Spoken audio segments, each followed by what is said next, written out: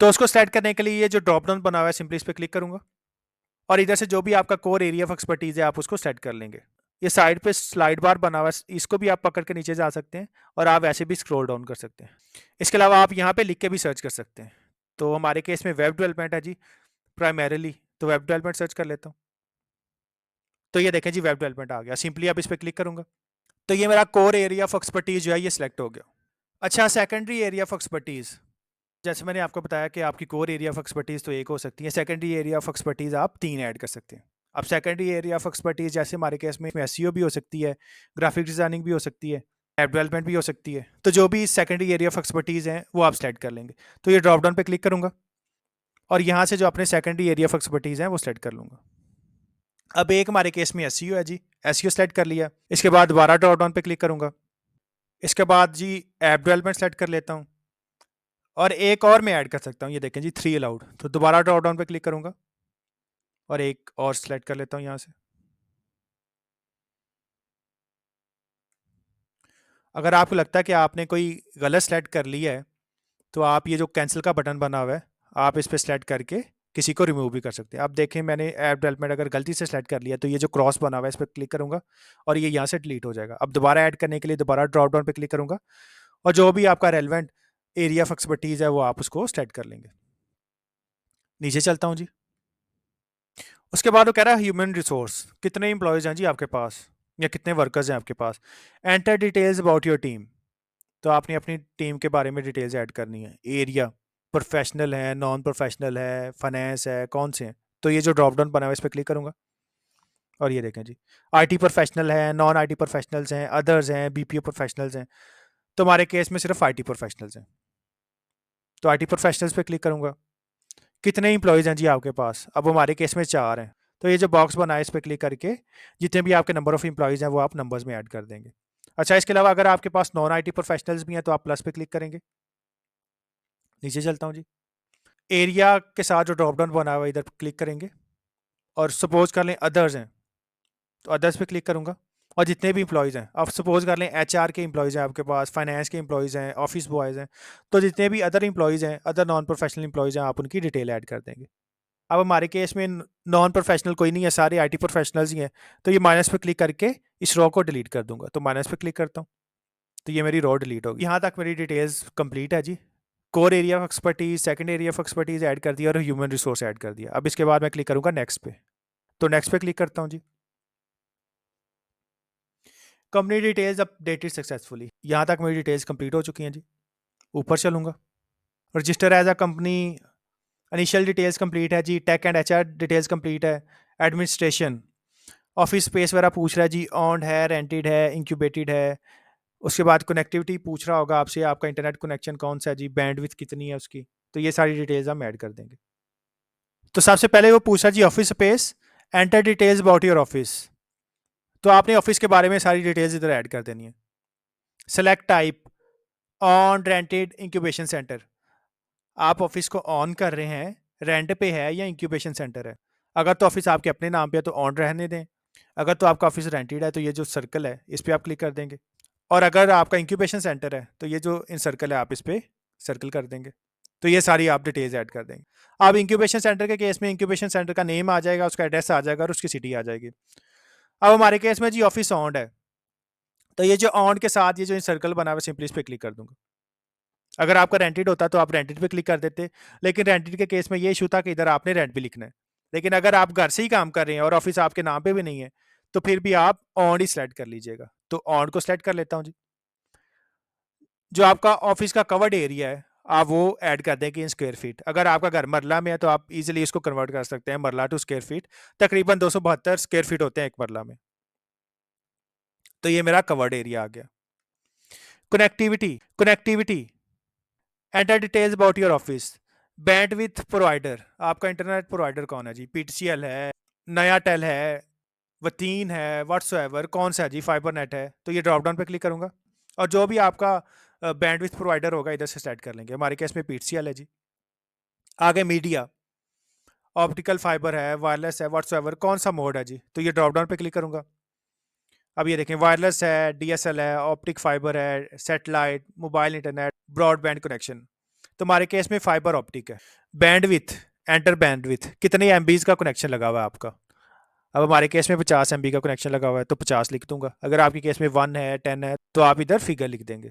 आगे आ रहा है जी बैंडविड्थ टाइप, डेडिकेटेड है, नॉन डेडिकेटेड है, या ऑप्टिक फाइबर से डायरेक्ट लिया हुआ है। तो ड्रॉप डाउन पे क्लिक करूंगा और जो भी आपका मोड होगा, जो भी बैंडविड्थ टाइप होगी, तो हमारे केस में फाइबर है तो फाइबर सेलेक्ट कर लूंगा। डेडिकेटेड का मतलब तो यही है ना कि सोनली आपके लिए लगा हुआ है इंटरनेट। अच्छा, बैकअप, बैकअप के तौर पे कोई और भी आपका कनेक्शन है कि नहीं। अगर तो आपका बैकअप है तो आप इधर क्लिक करेंगे, ये जो सर्कल बना हुआ है इसके साथ आप इसको एक्टिवेट कर लेंगे। नीचे चलता हूँ जी। तो जो आपका बैकअप प्रोवाइडर है आप उसकी सारी डिटेल ऐड कर देंगे। पिट्सयल है, वतीन है, मीडिया ऐड कर देंगे, फाइबर ऑप्टिक है, डीएसएल है, बैंडविथ ऐड कर देंगे, बैंडविथ टाइप ऐड कर देंगे कि डेडिकेटेड है, नॉन डेडिकेटेड है या फाइबर है। लेकिन क्योंकि हमारे केस में बैकअप नहीं है तो मैं इस ऑप्शन को टर्न ऑफ कर दूंगा और ये बाय डिफॉल्ट भी आपका बैकअप वाला ऑप्शन टर्न ऑफ ही होगा। ये उसी केस में अगर आपके ऑफिस में एक से ज़्यादा जो है इंटरनेट कनेक्शंस लगे हुए हैं। इसके बाद नेक्स्ट पे क्लिक करूंगा जी।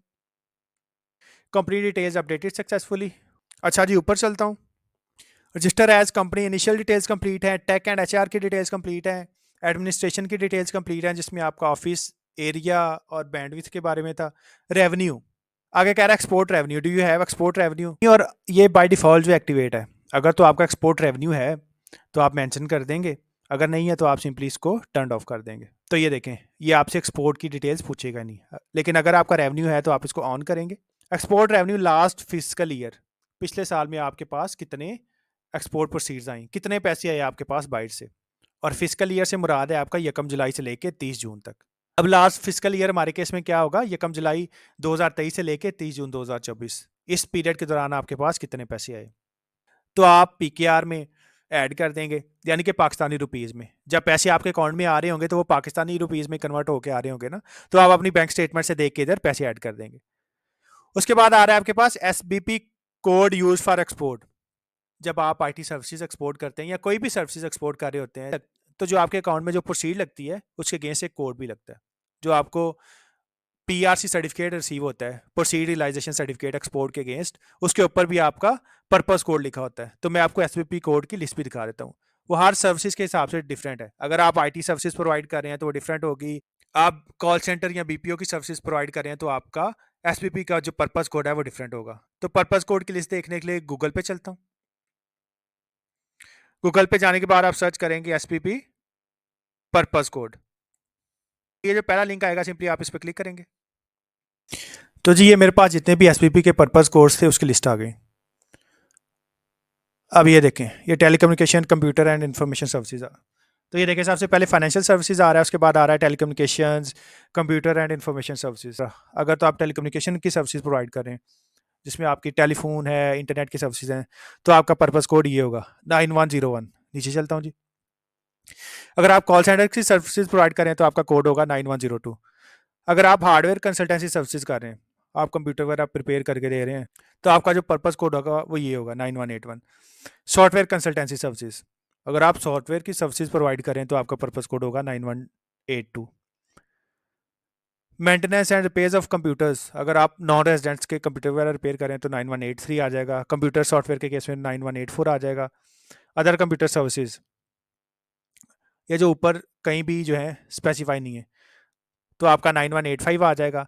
Freelance of computer and information services, अगर आप फ्रीलांस की सर्विसेज प्रोवाइड कर रहे हैं तो ये आ जाएगा 9186। तो जो भी आपका पर्पस कोड होगा, जो भी आपको रेलिवेंट लगे वो आप इधर से सिलेक्ट कर सकते हैं। इसके अलावा जब आप एक्सपोर्ट करेंगे, अगर आपने कोई सर्विसेज प्रोवाइड की और उसके अगेंस्ट आपको पैसे रिसीव हो गए तो आपको पीआरसी ईमेल आ जाता है। अगर आपको पीआरसी ईमेल नहीं आता तो आप बैंक से ले सकते हैं, और जो आपका पीआरसी होगा उसके ऊपर ये पर्पस कोड मेंशन होगा तो आप वहां से भी ले सकते हैं। अच्छा, अब मैं आपको एक आईटी कंपनी का पीआरसी सर्टिफिकेट दिखा देता हूँ। अच्छा जी, एक पीआरसी सर्टिफिकेट है, बैंक अल्फला ने इशू किया है जी, duplicate electronic proceeds realisation certificate, EPRC. तो आजकल जो है ना, आपको फिजिकली पीआरसी लेने के लिए रिक्वेस्ट नहीं देनी पड़ती, आपको ईमेल पे पीआरसी आ जाते हैं। पहले क्या होता था कि आप अपने बैंक में रिक्वेस्ट देते थे कि हमें जो है प्रोसीड रियलाइजेशन सर्टिफिकेट इशू किया जाए। वो बैंक जो है आपकी रिक्वेस्ट को भेजता था कराची, क्योंकि जो पीआरसी हैं वो कराची से इशू होते हैं। और उसके बाद तकरीबन 15-20 दिन लगते थे वो, और पीआरसी जो है ना वो आपको रिसीव होता था। अभी जैसे ही आपके अकाउंट में फॉरेन रेमिटेंस या कोई फॉरेन प्रोसीड्स लगती हैं तो साथ ही आपको पीआरसी ईमेल पे रिसीव हो जाता है। Personal slash corporate customer, EPRC number, ये PRC का नंबर आ रहा होगा, हर बैंक के केस में ये डिफरेंट होगा और ये PRC की डेट आ रही होगी। रेमिटर डिटेल, जिस बंदे ने पैसे भेजे हैं, और बेनिफिशरीज डिटेल, जिस बंदे को पैसे आए हैं या जिस कंपनी को पैसे आए हैं।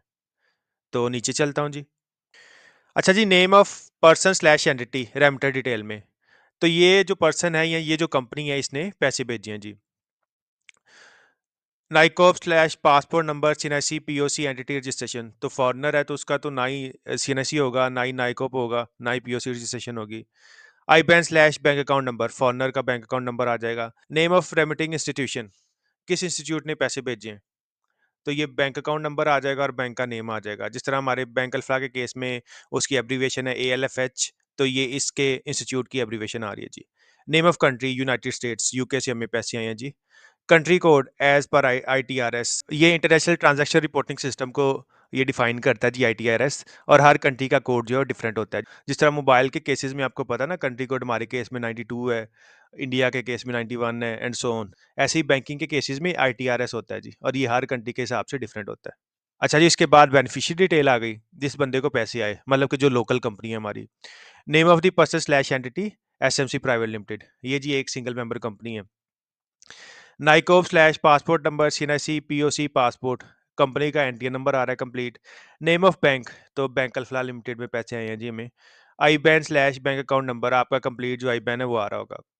This is to certify that we have received remittance by the order of the above mentioned remitter and has paid the equivalent park rupees to beneficiary as per the details given as above। तो इधर bank बता रहा है कि हमें above mention remitters, जो कि United state का रेजिडेंट है, उससे अमाउंट रिसीव हुई है और हमने PKR में कन्वर्ट करके आपके अकाउंट में पैसे ट्रांसफर कर दिए। तो जी ये रेमिटर डिटेल में जिस बंदे ने पैसे भेजे हैं, और बेनिफिशियरी डिटेल में जिस बंदे को पैसे मिले हैं, यानी कि हम लोकल पाकिस्तानी या लोकल कंपनी। फर्दर नीचे चलूंगा जी। Transaction detail, date of realisation of proceeds, 1/9/2024 को जी पैसे हमें रिसीव हुए हैं। Amount of remittance in foreign currency 1890 USD, यानी कि 1890 US डॉलर्स हमें रिसीव हुए हैं। रेट ऑफ कन्वर्जन, कौन सा कन्वर्जन का रेट लगा है जी USD टू PKR में कन्वर्ट करने में, तो 280.25 रुपीज़ जो है ये हमें रेट लगा है। $1890 हमें रिसीव हुए थे और मल्टीप्लाई बाई हुआ है वो 280.25। Amount of remittance in PKR, तो इन दोनों को मल्टीप्लाई करके ये अमाउंट बन रही है जी 5,29,672 रुपये। ये वो अमाउंट है जो हमारे अकाउंट में क्रेडिट हुई होगी। पर्पज ऑफ रेमिटेंस जी अदर कंप्यूटर सर्विसेज, और ये देखें जी purpose code as per ITRS, ये आ रहा है जी 9185।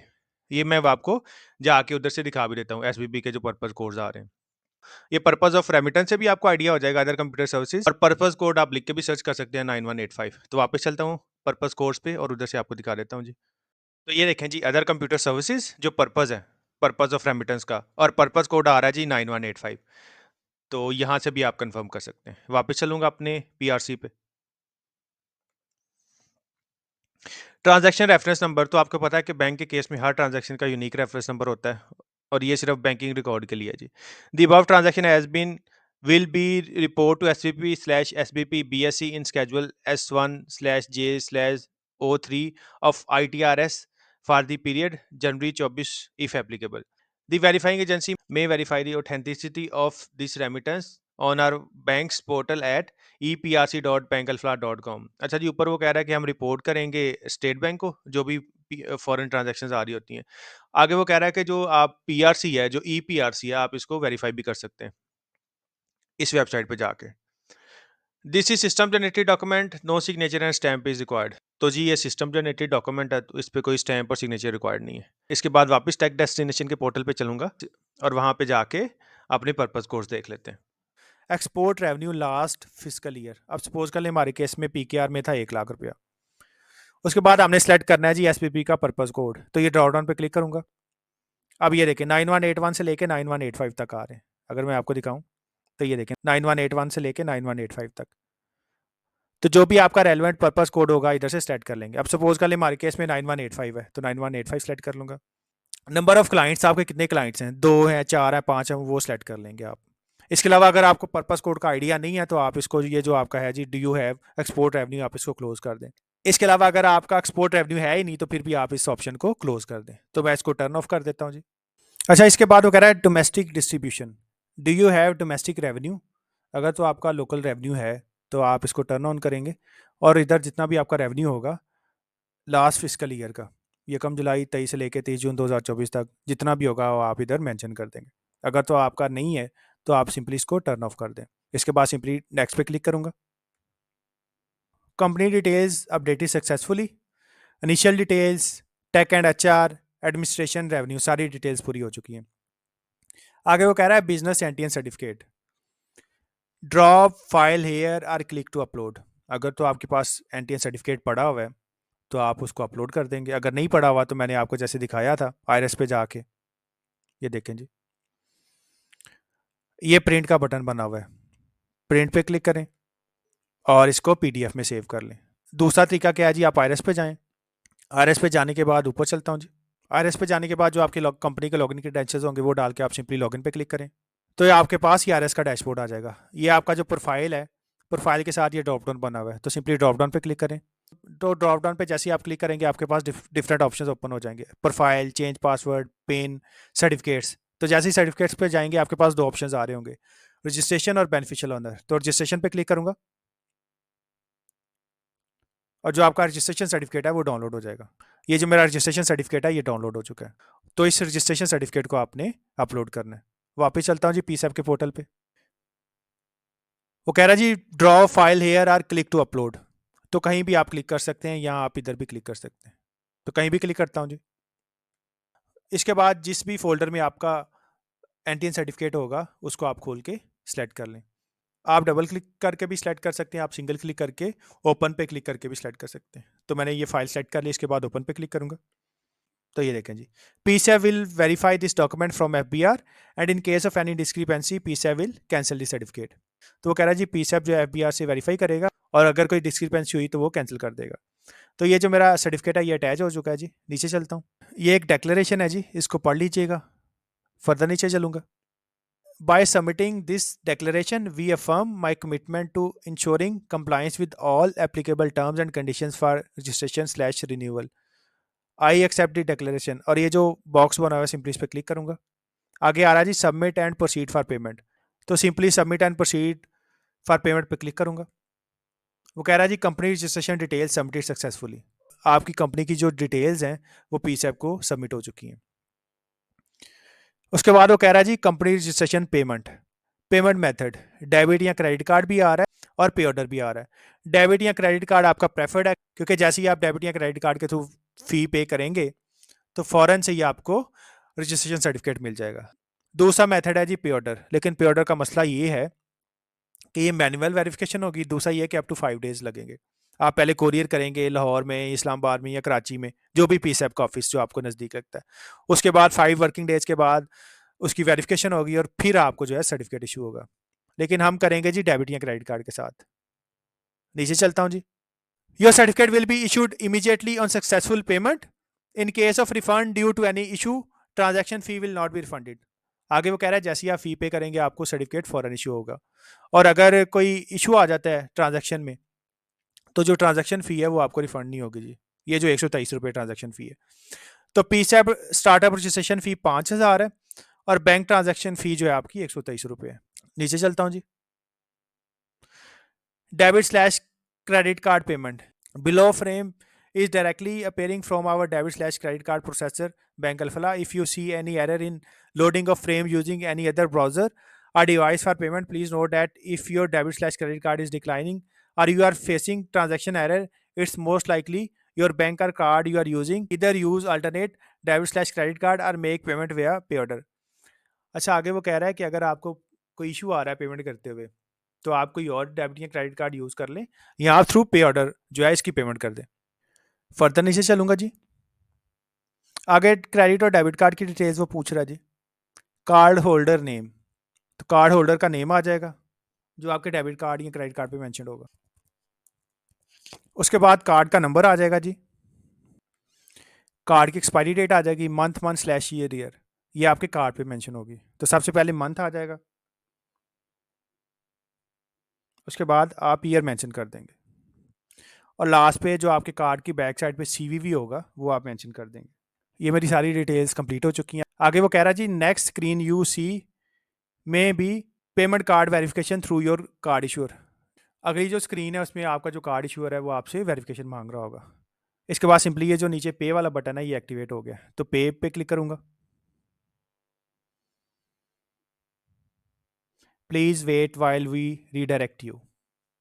तो ये जो मेरा ट्रांजैक्शन की ऑथेंटिकेशन है उस पे ले आया। फैसल बैंक का कार्ड मैं यूज़ कर रहा हूँ। आगे वो कह रहा है जी कि हमने वेरिफिकेशन कोड जो है आपके नंबर पे भेज दिए, तो वेरिफिकेशन कोड्स लगा लूँगा जी। मर्चेंट में जी Pakistan software board export guarantee amount आ रही है 5123, डेट आ गई, कार्ड का नंबर आ गया, कंफर्मेशन कोड, एंटर कोड, ये जो बॉक्स बना हुआ है इधर कोड एंटर कर दूंगा जी।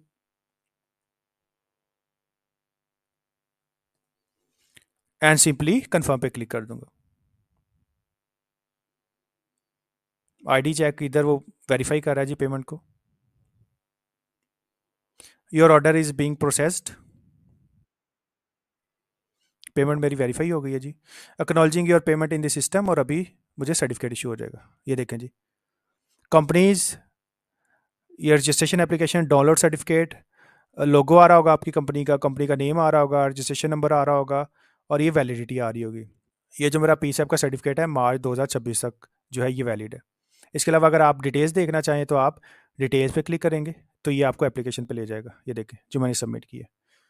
इसके अलावा अगर आपने वापस सर्टिफिकेट पे जाना है तो आप डैशबोर्ड पे क्लिक करेंगे। सब्सिक्वेंटली सर्टिफिकेट को डाउनलोड करने के लिए ये देखें, ये डाउनलोड सर्टिफिकेट का ऑप्शन आ रहा है, तो डाउनलोड सर्टिफिकेट पे क्लिक करूँगा तो ये जो मेरा पीसीएफ का सर्टिफिकेट है ये डाउनलोड हो जाएगा। ये देखें जी, tech destination Pakistan software export board, ministry of information and technology, government of Pakistan, certificate of registration, ये आपका रजिस्ट्रेशन नंबर आ जाएगा, company slash firm. This is to certify that the company slash firm mentioned below is registered with Pakistan software export board. Company slash firm name, company का name आ जाएगा, valid from April से लेके मार्च तक है। इसके अलावा आप इस क्यूआर कोड को स्कैन करके इसको वेरीफाई भी कर सकते हैं। सो ये थी जी पीसीएफ की रजिस्ट्रेशन फॉर अ कंपनी, कि कंपनी की आप रजिस्ट्रेशन जो है इस तरह से कर सकते हैं। इसके अलावा अगर आपकी कोई क्वेरी हो तो आप मेरे से कांटेक्ट कर सकते हैं।